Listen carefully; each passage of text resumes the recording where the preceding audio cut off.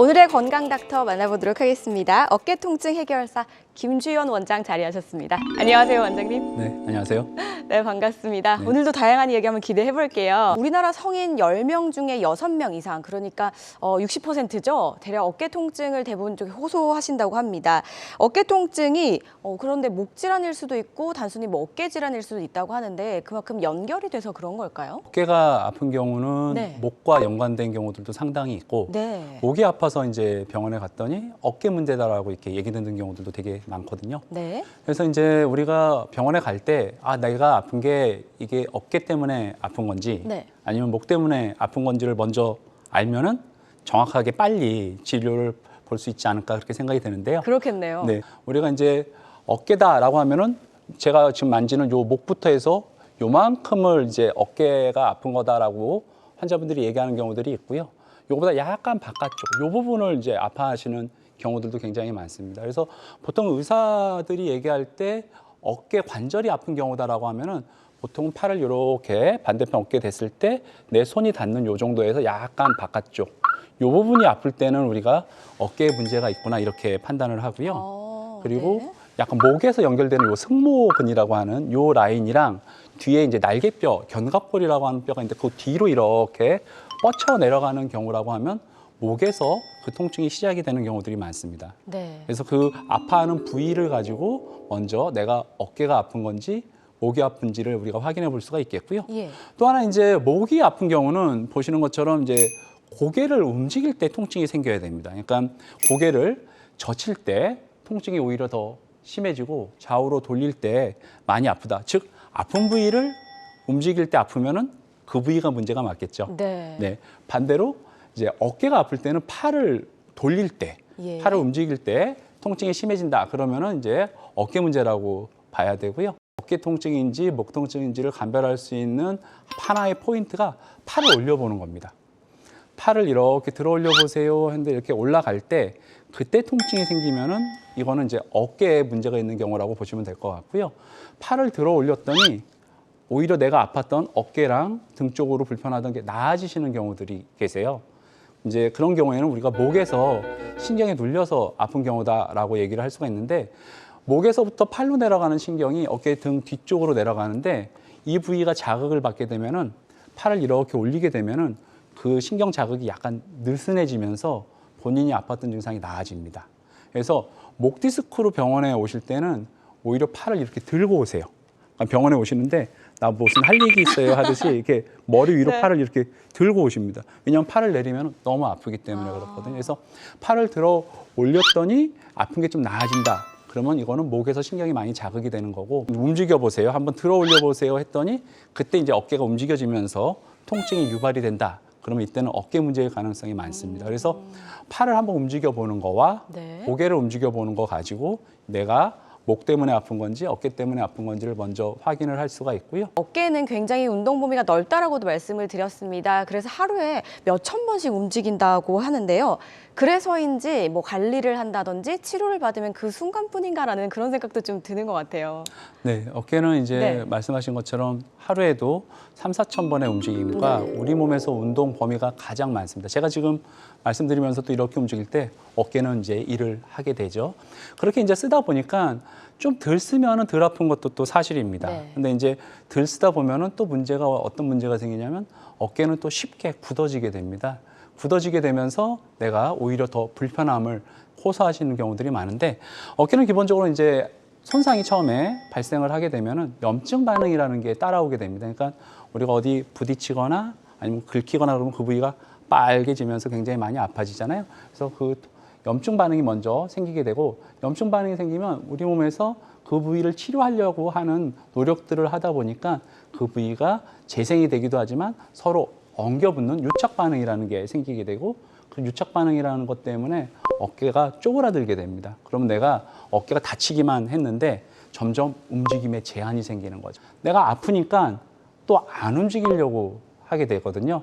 그렇게 안 움직이면 조금 당장은 아픈 게 덜한데 어깨는 더 굳어지게 되면서 이제 점점 더 움직이는 게 다시 또 힘들어지죠. 힘들어지면 다시 또 굳어지게 되고 굳어지게 되면서 통증이 발생하게 되는 거죠. 이렇게 이제 어깨는 한번 손상이 생기면은 악순환을 돈다고 얘기하는데 아프고 아프니까 안 쓰게 되고 안 쓰니까 다시 굳고 굳으니까 또 아프고 이러면서 굉장히 불편함을 많이 호소하게 되는 질환이 어깨 질환이고 네. 다른 관절과 달리 어깨는 통증만 있는 게 아니라 움직임에 제한이 생기면서 환자분들이 더 많이 불편해한다라는 게 다른 관절과의 큰 차이점이고 그렇기 때문에 우리가 어깨 관절에 아픈 것을 이해하고 치료하려면은 어깨는 통증만 치료할 게 아니라 움직임의 제한도 같이 꼭 풀어줘야지만 아픈 게 나아진다라고 보시면 될 것 같습니다. 굉장히 힘들겠네요. 그렇죠. 말씀을 들어보니까 일단 어깨 통증의 시작과 그리고 어깨 통증의 악순환에 대해서 설명을 좀 들어봤습니다. 그런데 앞서서 뭐 야간 통증 있다 이렇게 또 말씀을 주셨는데 어깨 통증이 있으면 밤에 더 심해지는 경우가 있나 봐요. 네, 그러니까 어깨가 아프신 분들은 앞서서 얘기했던 두 가지 하나는 아픈 거 그리고 하나는 안 움직이는 거. 네. 또 하나가 더 있습니다. 다른 관절과 달리 밤에 많이 아파하세요. 그러니까 우리가 이제 무릎이 아프거나 허리가 아프면은 서 있거나 움직일 때 많이 아프세요. 어깨는 낮에 오히려 활동할 때는 조금 덜 아파하세요. 덜 아픈데 밤에 주무시려고 할 때 굉장히 많이 아파하십니다. 그래서 어깨는 야간에 통증이 생긴다. 야간통이 가장 큰 특징 중에 하나인데 네. 야간에 더 아픈 이유는 뭐냐면은 어깨뼈가 있고 그 사이로 힘줄이 이렇게 지나가는데 그 힘줄이 지나가는 부위에서 염증이 생기는 경우들이 제일 많습니다. 근데 우리가 일상생활에서 팔을 이렇게 내리고 있으면은 그 사이 공간이 약간 이렇게 벌어지게 됩니다. 그래서 자극이 덜 생기거든요. 그래서 낮에는 이렇게 팔을 내려놓고 손을 쓸 때는 어깨를 쓸 때는 크게 아파하지 않는 경우들이 많아요. 오히려 이제 어느 각도 이상 벗어나는 자세, 특히 이제 팔을 뻗는다든지 뒤로 돌린다든지 뭐 뒷주머니에 있는 걸 꺼내려고 한다. 이 팔이 돌아가는 자세에서는 아프지만 낮에 이렇게 내리고 아니면 요 안에서 이렇게 쓸 때는 전혀 불편함이 없는 경우들도 많습니다. 근데 이제 밤에 자려고 눕게 되면은 낮 동안은 중력이라고 하는 게 우리 팔을 밑으로 이렇게 쭉 잡아당겨 주거든요. 그럼 아까 얘기했던 자극이 생겼던 공간이 약간 벌어지면서 아픈 게 나아지는데 밤이 되면은 우리가 자려고 누우면 꼭 밤이 아니라 낮에도 누우려고 그러면 되게 아프세요. 어깨 아프신 분들은. 왜냐면은 그 중력이 사라지게 되면서 어깨를 내리고 있던 공간이 중력이 사라지면서 좁아지게 되면서 부딪히게 됩니다. 그러면서 이제 아프게 되죠. 그래서 밤에 어깨 아프신 분들은 잠을 앉아서 주무시는 분들도 계세요. 왜냐하면 누우면 아프니까. 예. 똑바로 눕기도 힘들고 아픈 곳으로 눕는 건 더더욱 힘들고 반대편으로 누워도 어깨가 이렇게 내려가면서 되게 아파합니다. 그래서 이제 어깨 통증은 다른 관절과 달리 밤에도 아프다라는 게 큰 특징 중에 하나가 되겠고 네. 주로 이제 아픈 이유는 어깨를 감싸고 있는 힘줄이 약해지거나 네. 아니면은 그 관절량이 쪼그라들면서 통증이 생기는 경우들이 많은데 본인이 이제 어깨가 아픈 게 갑작스럽게 생기기보다는 그 전에 살살살 아픈 것들을 몇 번 경험하는 경우들이 많습니다. 그래서 좀 아프다가 괜찮고 또 아프다가 괜찮고 아니면 아플 때는 가까운 데 가서 이제 치료를 하거나 약 먹고 물리치료하면 더 나아지고 주사 네. 한 대 맞으면 나아지고 근데 이번에는 그게 잘 안 돼가지고 너무 아파져가지고 이제 똑같은 치료를 했는데 그래도 안 나아가지고 너무 아프니까 이제 여러 이제 치료하는 방법을 찾다가 이제 헤매시면서 네. 돌아다니시는 분들도 굉장히 많고 어깨는 기본적으로 우리가 아플 때 일단은 좀 쉬어줘야 됩니다. 아까 제가 말씀드렸던 것처럼 견봉하 공간이라고 뼈랑 이렇게 부딪히는 부분이 자꾸 움직이면 움직일수록 부딪히면서 좁아지게 돼요. 네. 그래서 팔을 어깨가 아플 때 이렇게 쭉 떨어뜨리고 좀 쉬라고 합니다. 휴식을 줘야 네, 되는군요. 뭐 철봉에 매달려라, 어디 가서 이렇게 돌리는 거 해라, 네. 막 스트레칭해라, 많은 조언들을 합니다. 근데 오히려 그렇게 해서 했더니 더 아파지는 경우들이 굉장히 많습니다. 왜냐하면은 어깨가 처음 아플 때는 염증이 많이 생긴 거기 때문에 일단은 염증이 가라앉게끔 하는 게 중요하기 때문에 그러한 자극이 생기는 자세들은 처음에는 안 하시는 게 좋습니다. 그래서 처음에는 휴식, 팔을 어떻게 쭉 떨어뜨린 상태에서 앞에서만 이렇게 쓰시고 통증이 생기는 자세를 하지 않으려고 노력하시는 게 중요해요. 네. 또 아프니까 내가 괜찮나 안 괜찮나 이렇게 한 번씩 확인하거든요. 예. 그때마다 또 자극이 생기면서 염증이 생기기 때문에 일단 첫 번째는 통증이 생기는 자세를 안 하면서 좀 쉬어줘라. 한 2주에서 3주 정도 그렇게 하시면은 단순 염증 같은 경우는 그것만으로도 가라앉게 됩니다.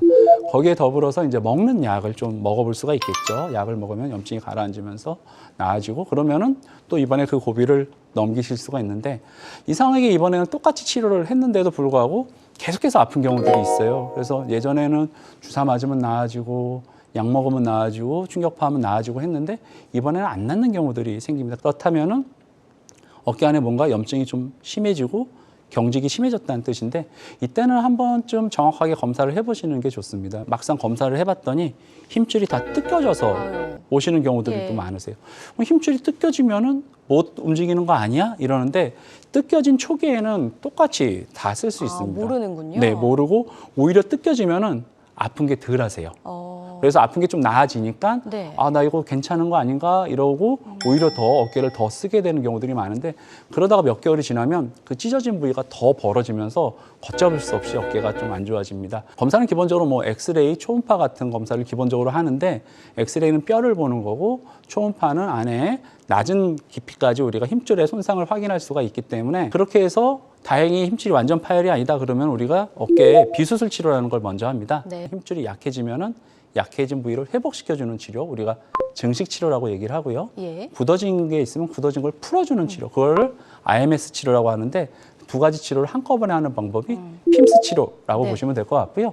그 다음에 어깨가 완전히 끊어진 경우라고 하면은 그때는 내시경을 통해 가지고 봉합을 해야지만 어깨가 튼튼하게 유지가 되기 때문에 어깨가 아프면 첫 번째 쉬어줘라, 두 번째 검사해 보시고 힘줄이 완전히 끊어졌으면 수술까지도 생각을 하셔야 되고 그렇지 않으면 비수술 치료로 최근에는 많이 치료를 하고 있으니까 이런 단계별로 치료를 해보시면 좋을 것 같습니다.